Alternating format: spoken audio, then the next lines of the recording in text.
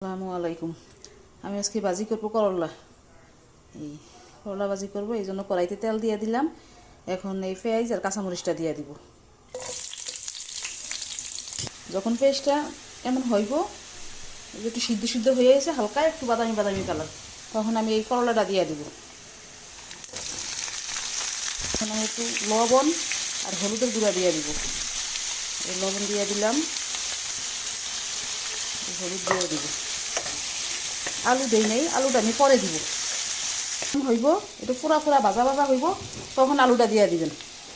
তখন আলুটা দিয়ে দিলে আলুটা একটুও ভাঙবো না। আর এই করলা ভাজিটা খাইতে একটু তিতা লাগবো না। আবার ঢাকনা দিয়ে রেখে রাখবেন, 2-3 মিনিটের মধ্যে আলুটা সিদ্ধ হয়ে যাবে। থাকে না, এটা ছোটো বড়ো সবাই খায়। আমার কাছে তো এটা খাইতোই না করলা ভাজি, আমার ছেলে মেয়ে খাইতো না। যখন আমি এইভাবে ভাজা ভাজা ফিরে ভাজি করি, এখন সবাই খায়।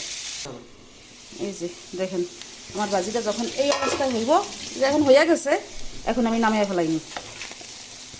আর আলুটা দেখছেন একটুও ভাঙে নাই। আমার আলু একদম যেমন দিছি ঠিক এমন, একটু মোটা মোটা করে দিলেও কিছু হয় না, ভাঙে না। এই যে করলা ভাজি করা হইল।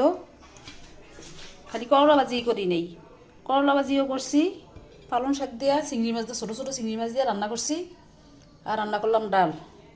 অতিরিক্ত গরম পড়ে ইটালিতে, এত গরম পড়ে কিছু খাইতেও ভালো লাগে না, এই জন্য আজকে এই রান্না করলাম।